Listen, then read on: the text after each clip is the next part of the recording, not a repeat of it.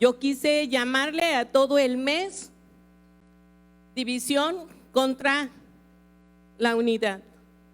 ¿Por qué? Porque ese es el lema favorito del diablo.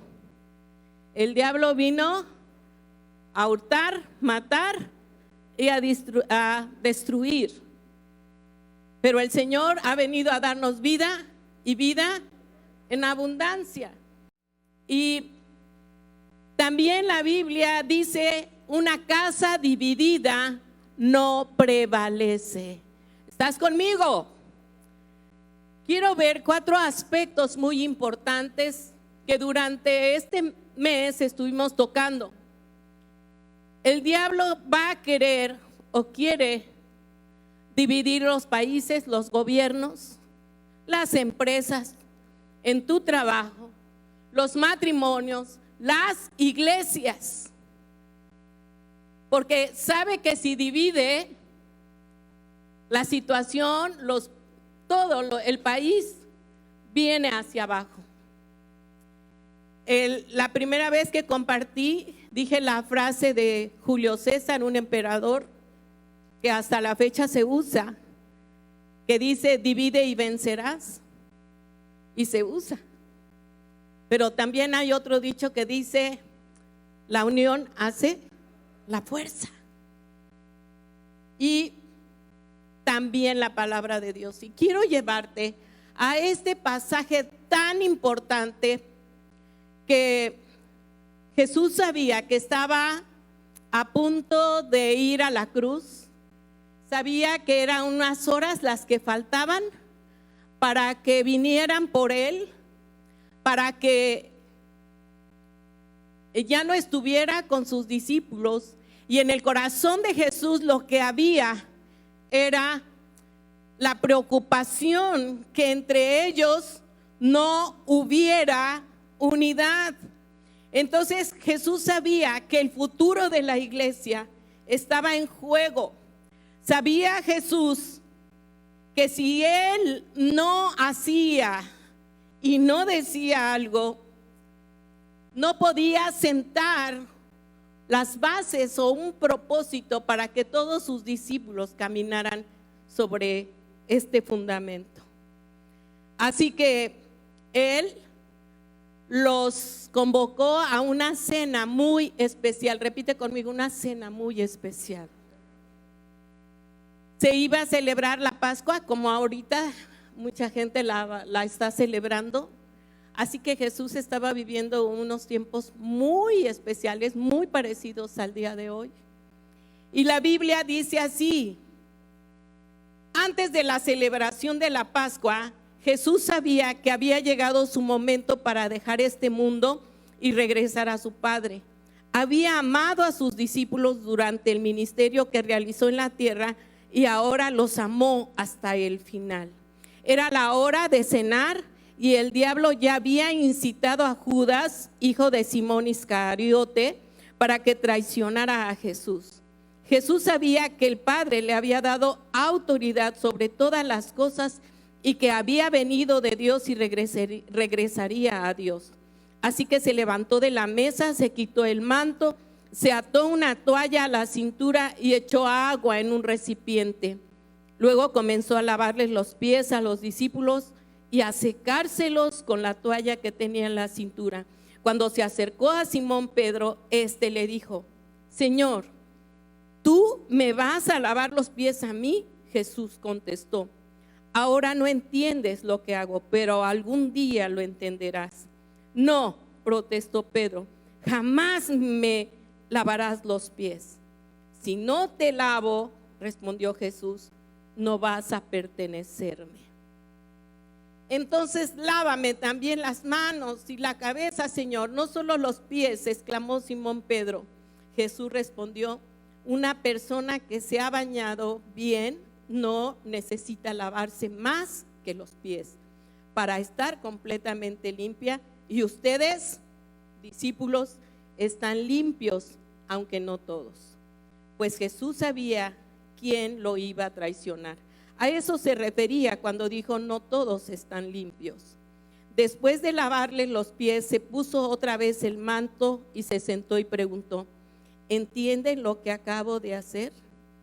Ustedes me llaman maestro y señor y tienen razón, pues es lo que soy. Y dado que soy su señor y maestro, les he lavado los pies. Ustedes deben lavarse los pies los unos a los otros. Y vemos cómo el Señor Jesús no solamente dijo, sino hizo. Hizo un acto que en el tiempo donde Jesús vivió, era un acto donde se dejaba para el esclavo, ni siquiera para el miembro de una familia. Se dejaba ese acto de lavar los pies, era para el esclavo de más bajo rango, de más bajo nivel. ¿Y por qué se hacía esto? Las mesas en la antigüedad y aún ahora, nosotros lo pudimos experimentar allá cuando nos dieron una comida y los beduinos nos sentaron en mesas muy bajitas con cojines. Y obvio que en el tiempo de Jesús quedaban expuestos los pies. Así que solamente en las casas ricas tenían un esclavo exclusivamente para lavar los pies de las visitas. Era una muestra de honra, de respeto hacia la visita, pero también de higiene. Porque los caminos por donde ellos andaban, no había zapatos cerrados, eran sandalias de correas. Yo sé que todos sabemos o tenemos más o menos esa idea por lo que hemos visto en ilustraciones. Así que los pies de los discípulos estaban llenos de tierra, de estiércol, de un mal olor. Y entonces cuando Jesús convoca una cena especial, había un lebrillo, había agua, había toalla, pero no había un esclavo que lo hiciera. No había un sirviente que se atreviera o que se acomidiera o que se prestara para hacer ese servicio, el más humillante, el más humilde en esos tiempos de Jesús. Así que Jesús les pidió que se sentaran, tomaran su lugar, y como lo hemos leído en la Biblia, Jesús empezó a lavar los pies de sus discípulos.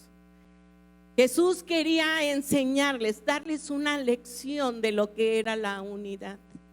Y podemos ver cómo Jesús se ciñó la toalla y se acercó a todos sus discípulos, como un acto de humildad, como un acto de depender totalmente de Dios y saber lo que iba a hacer en ese momento. Vamos al número 1. Número 1, le he llamado, tienes que saber quién eres. Repite conmigo y dile al que está a tu lado, ¿sabes quién eres?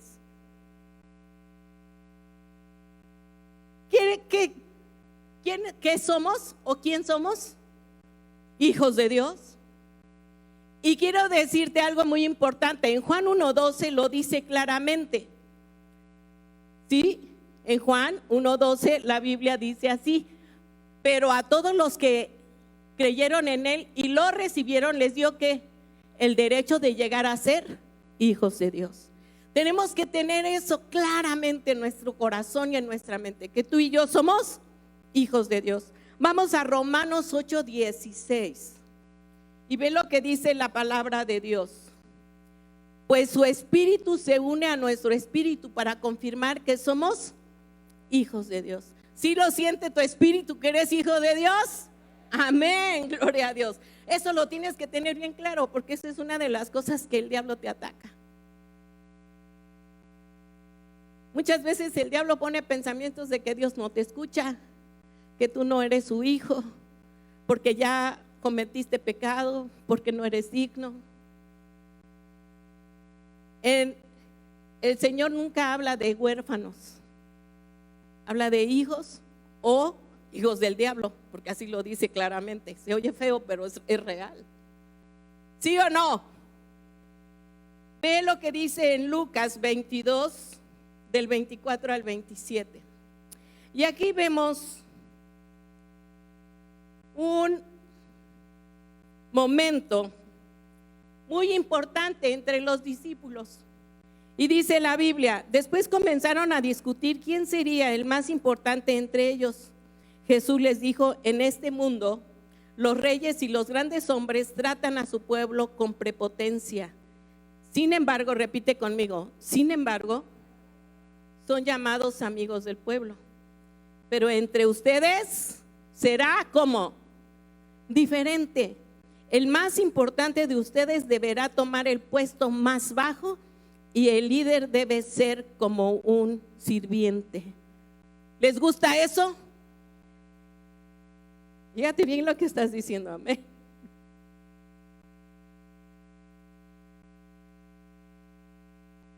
Jesús no solo lo dijo, sino lo hizo.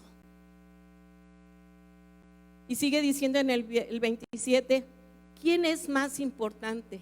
¿El que se sienta a la mesa o el que sirve? El que se sienta a la mesa, por supuesto, pero en este caso, no, pues yo estoy entre ustedes como uno que sirve. Jesús lo hizo. Jesús lavó los pies e hizo un acto el más humilde, el más humillante, para darles una lección, una enseñanza a sus discípulos que estaba a horas de dejarlos. Y quiero llevarte a Marcos 10, 45. Dice un pasaje muy importante y dice así la Biblia: pues ni aún el Hijo del Hombre vino para que le sirvan, sino para servir a otros y para dar su vida en rescate por muchos. ¿Quién dice amén? ¿Lo hizo? No solo lo dijo, sino lo hizo. Subió a la cruz pensando en ti y pensando en mí. No pensó en los errores y en los pecados que nosotros cometimos. Él pensó y nos llevó en su corazón y subió a la cruz sin abrir su boca, sin reclamo y sin reproches. Subió a esa cruz sabiendo el propósito por el cual estaba subiendo a esa cruz y por lo cual él iba a sufrir, para llevar sobre sí mismo tu pecado y mi pecado. Y no solamente los tuyos, sino los de todo el mundo, dice la Biblia. ¿Quién dice amén?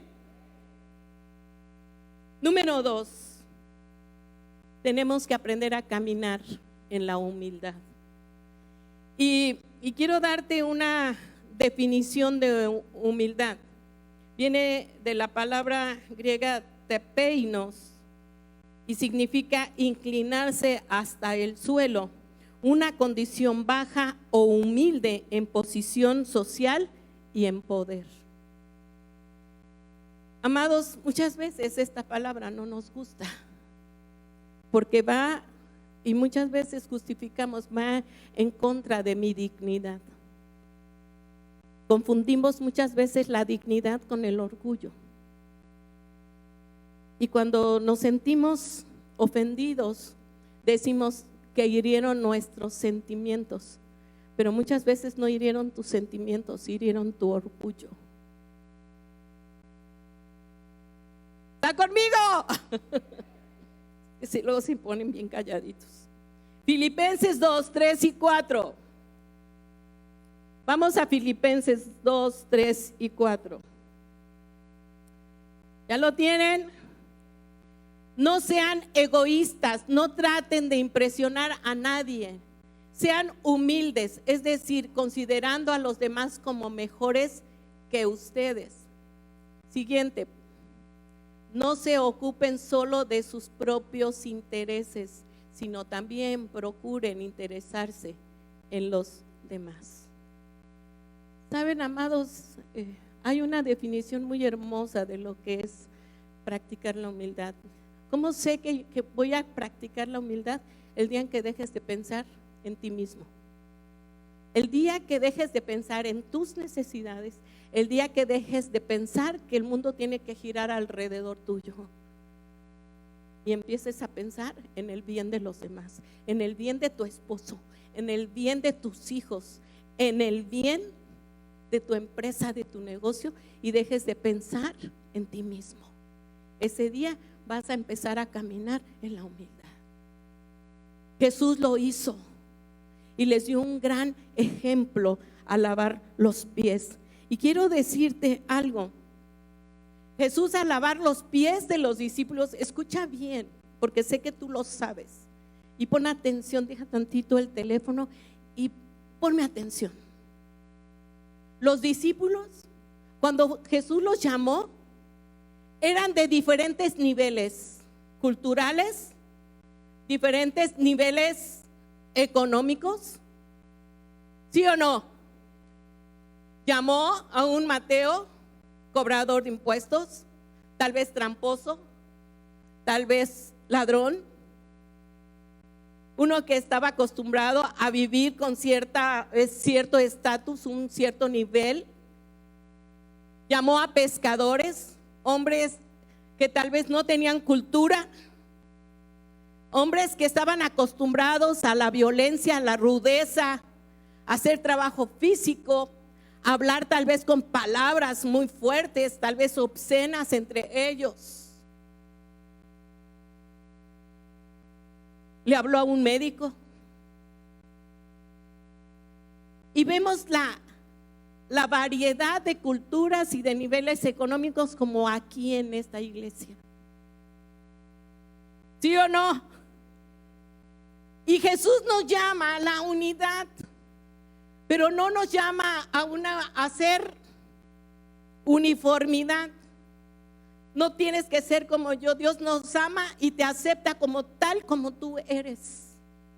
Pero en lo que sí Dios quiere llamarnos a la unidad es a amarnos, a tener misericordia unos por otros, ¿sí?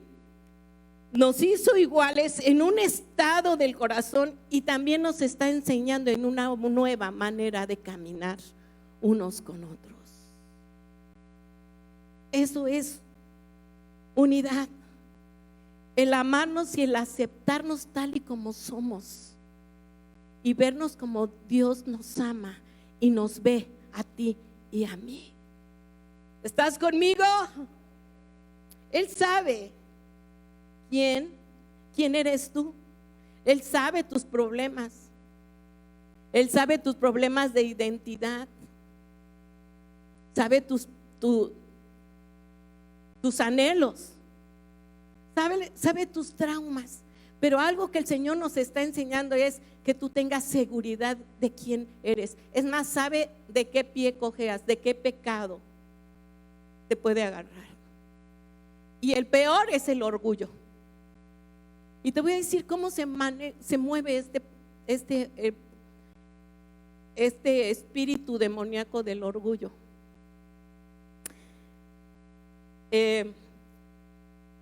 La palabra orgullo viene de pisio, del griego. Los médicos lo usaban para identificar los órganos que se habían infectado, porque se habían hinchado, se habían inflado. Eso es lo que pasa con el orgullo. El orgullo hace que nos inflemos y nos sintamos más que otros. Pero aquí la raíz que se usa para el orgullo habla de órganos infectados, órganos enfermos. Cuando te empieza a doler el apéndice, es cuando tú sabes o te das cuenta que tienes apéndice. Mientras no te duele, tú ni en cuenta. Así es el orgullo. Luego dicen, ay, en la iglesia hablan mal de mí. hay veces que en la iglesia ni tienen tiempo de hablar mal de ti. Es que en la iglesia hay una de chismes. Y muchas veces la iglesia está tan ocupada en sus propios problemas, en sus propios trabajos, que ni siquiera se detienen a criticarte o a fijarse en ti. Y te empiezas a inflar y te sientes que eres el centro del universo y que no puedes seguir girando si no se fijan en ti. Eso es lo que adolecen tantos artistas políticos que no quieren ni que los toquen. Se llama orgullo. E inflamos las cosas. Y hasta la Biblia dice que eso es el aire, porque cuando en Proverbios dice el que se exalta será desinflado, será humillado. Pero que el que se humilla será exaltado.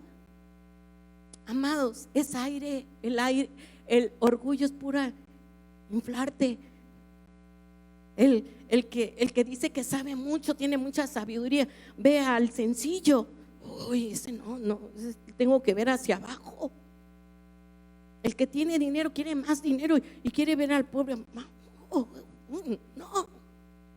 Quiero darte estas referencias acerca de Pablo. Tú sabes quién fue Pablo. Un hombre políglota, un hombre de mucha cultura, un intelectual. Y cuando él tuvo un encuentro con Jesucristo en el año 49 después de Jesús, en Gálatas, él escribió: yo soy apóstol a los gentiles como Pedro a los judíos. En el año 56 en Corintios, en primer carta de los Corintios, él escribió: yo soy el más insignificante, soy como un abortivo delante de Dios. En el año 61 en Efesios él escribió: yo soy el más pequeño de todos los apóstoles. Y en el año 65 en Timoteo, y ese creo que tengo la cita en Timoteo, déjenme ver si lo tengo porque creo que lo escribí. Luego mejor se los doy porque pierdo tiempo. Él escribió: yo soy el más grande de los pecadores. ¿Por qué te menciono esto? Porque a medida que el éxito, que la fama de Pablo iba avanzando, su corazón se iba pareciendo al corazón de Jesús. Y él tenía a su Señor. Y él decía: yo soy el más grande pecador. Yo soy un pecador que fue salvado por pura gracia. ¿Quién eres tú? Un pecador salvado por la gracia de Dios. ¿Quién dice amén conmigo? Amados, no tengamos un alto concepto del que Dios tiene de nosotros. Jesús, al lavar los pies, hizo esto. Número 3, camina en la compasión. Conéctate con la suciedad del que está a tu lado. Y quiero mostrarte esto de cómo debemos de caminar en la compasión. Jesús vio los pies sucios de Pedro, vio el polvo. ¿Y sabes qué simboliza la suciedad en los pies? Nuestros pecados, nuestras maldades. Pero me encanta porque, volviendo al pasaje, Jesús nos dice, le dice a Pedro: Pedro, tú ya estás limpio, porque él le dice: yo no voy a permitir que tú me laves. Y le dice: si tú no lo permites, no voy a poder tener comunión contigo. No voy a poder tener esa comunicación contigo. Yo necesito lavarte los pies. que le dice: lávame las manos, lávame la cabeza, todo con tal de que yo pueda tener una relación contigo. Tú ya estás limpio, Pedro. Solo necesito lavarte los pies de la mugre de la semana, de la mugre de tus errores, de tus pecados que hiciste de la entrada de la iglesia hacia acá, de los errores y de los pecados, de las palabras obscenas que salieron hace rato, de los pensamientos sucios que tú tuviste en este día. Eso es la mugre que representa ahorita, y tengo que lavarlos. Ya he lavado tu corazón con mi sangre preciosa, pero ahora tengo que lavar tus pies. Pero tú, ¿qué piensas de tu hermano que tienes al lado cuando no pudiste soportar su error y su pecado?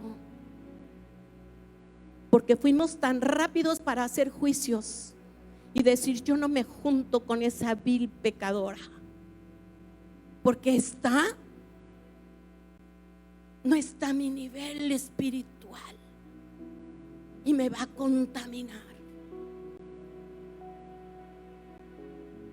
No puedo yo juntarme con ellos porque no me edifica.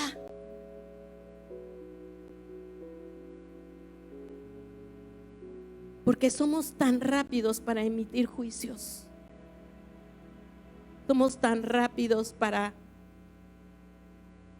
no tener misericordia contra los errores que cometen los demás, y nos convertimos como los fariseos. Emitimos juicios y queremos que los demás sean perfectos. ¿Cuántos matrimonios no estuvieron a punto de destruirse en esta pandemia por no poderse soportar? O porque realmente se conocieron tal y como eran, porque estaban pasando las 24 horas juntos. Dicen: ya no lo aguanto más. Y muchos vinieron conmigo: ya no quiero, ya se acabó el amor, ya, pastora, es insoportable. Pero no se fijaban en la viga que traían en el ojo.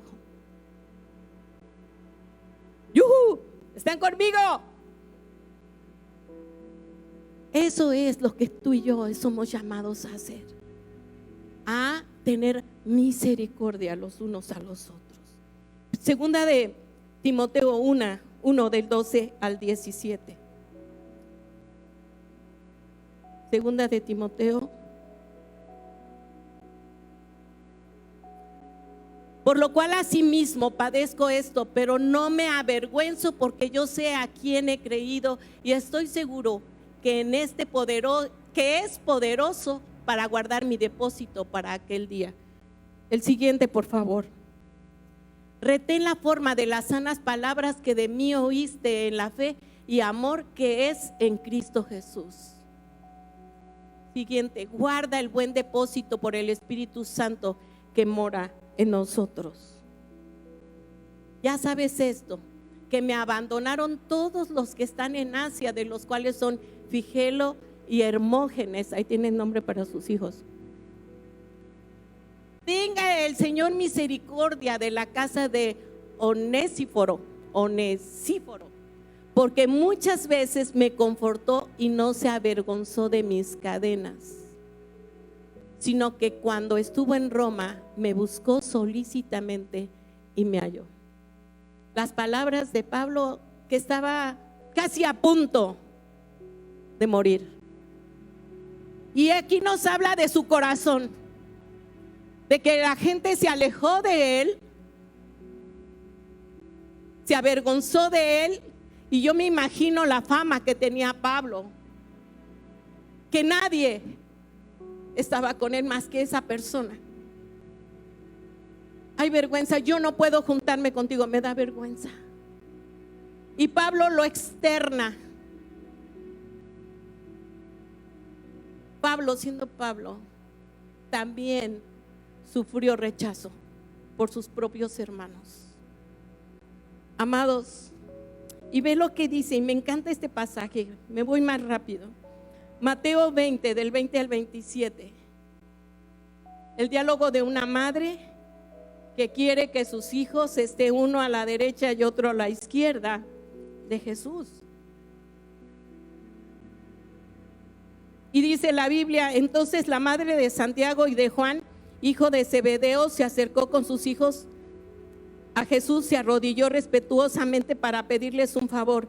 ¿Cuál es tu petición?, le preguntó Jesús. La mujer contestó, te pido por favor que permitas que en tu reino mis 2 hijos se sienten en lugares de honor, a tu lado, uno a tu derecha y el otro a tu izquierda.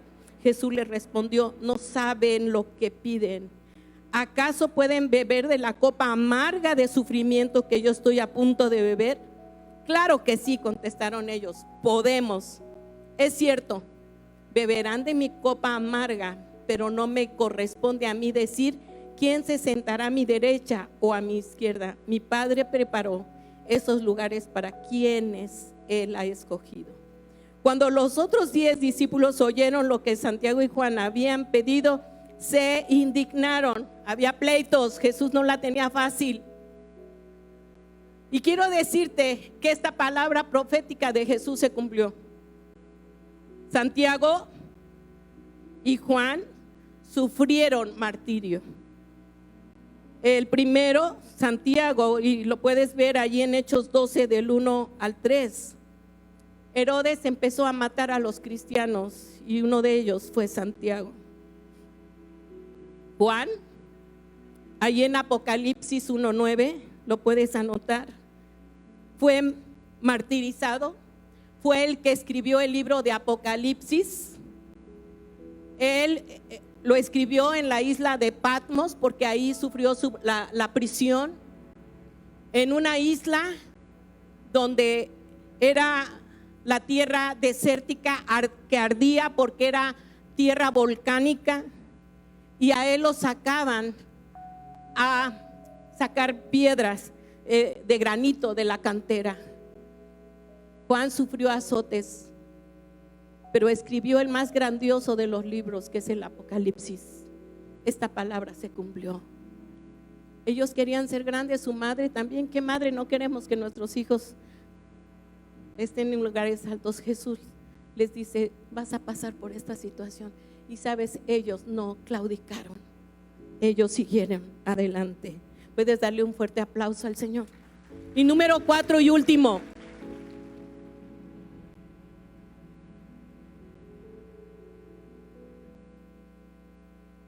tenemos que aprender a caminar en la gracia.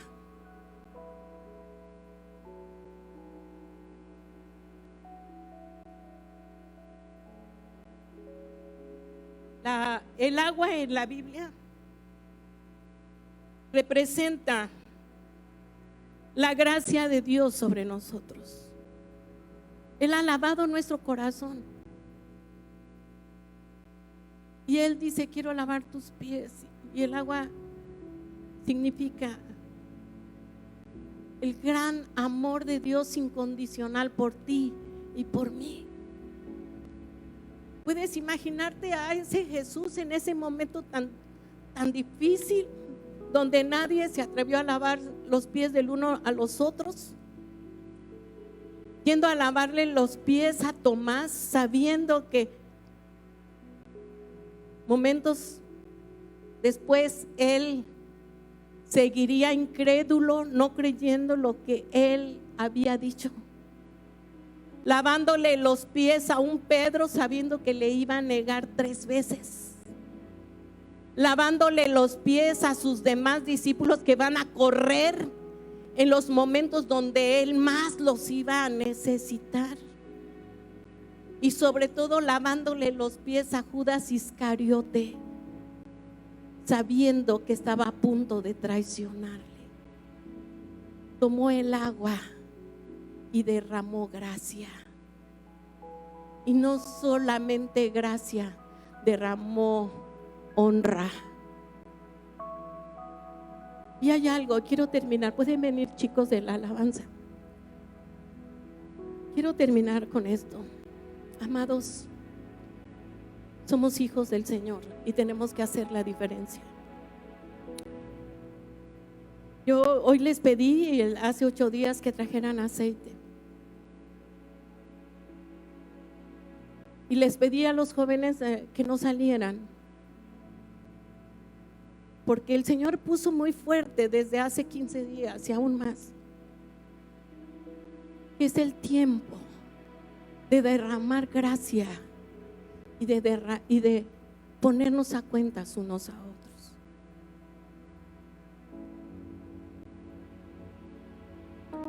Estuve orando por este momento. Estuve orando por este instante, porque pude imaginarme esa escena donde Jesús nunca les reprochó a sus discípulos, a pesar de que durmió con ellos, caminó con ellos, les enseñó.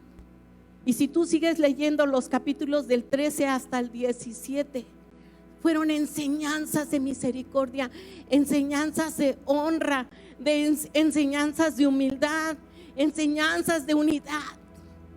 Si Jesús no hubiera hecho ese acto de humildad, tal vez los discípulos se hubieran dispersado y cada quien buscando lo suyo.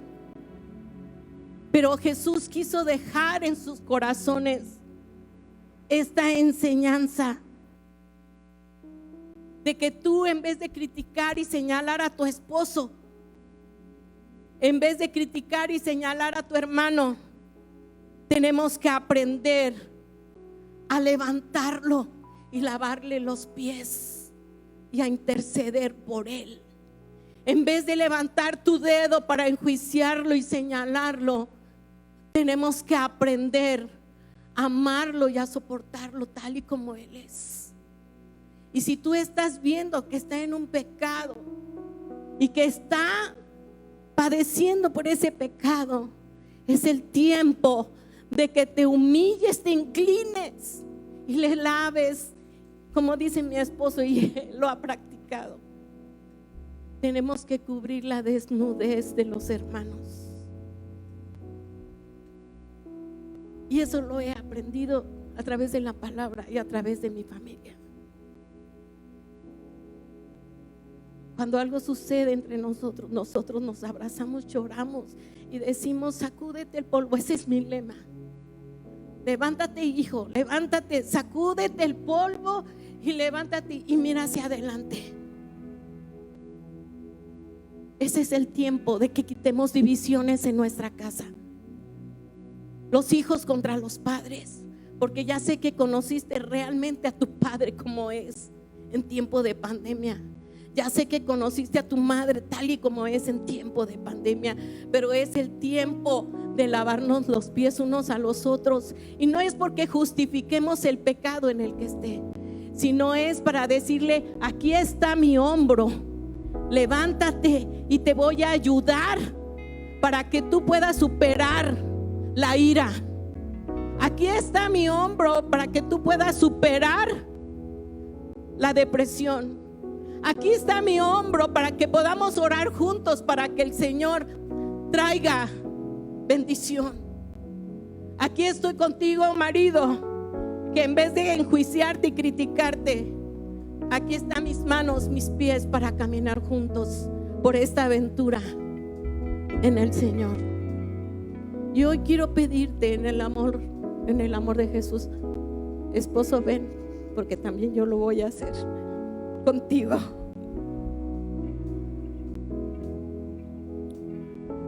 Quiero pedirles que se pongan en pie como familia. Si no tienes aceite, va a haber personas que te van a compartir el aceite.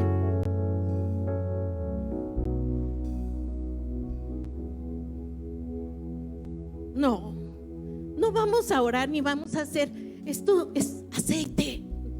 No vamos a consagrar aceites ni hacer lo que hacen algunas personas de que esto está santo. No, esto simboliza nuestra humillación y nuestro reconocimiento. El valor se lo vas a dar tú cuando tú hagas este acto de fe en el nombre de Jesús. Tome aceite el esposo, la cabeza de familia si es la esposa, si no tiene a su compañero, y lo va a compartir a sus hijos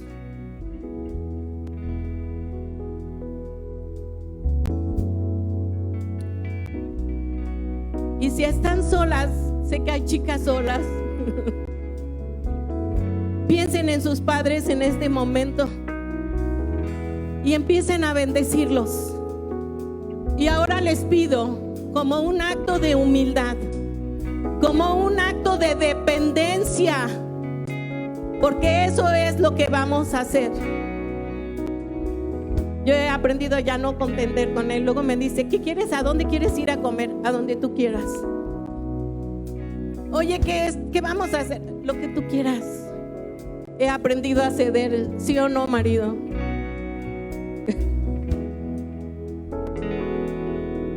Amados, hoy bendecimos este aceite que representa el Espíritu Santo de Dios. Y a través de este aceite, yo como esposa unjo los pies de mi esposo para decirle que lo amo, que lo bendigo, que todo lo que él ha hecho ha sido para bien, que perdono sus errores, perdono sus defectos, porque él no es perfecto, pero lo que sí sé es que es hijo de Dios. Te amo. Bendigo tu andar, bendigo tu salida, tu entrada. Te amo tal como eres porque Dios te creó así. Y gracias por ser mi esposo. Gracias por amarme, gracias por amar a nuestros hijos. Y gracias por llevarme a esta aventura que se llama matrimonio, conocer a Jesús. Ahora tú tienes que orar por mí.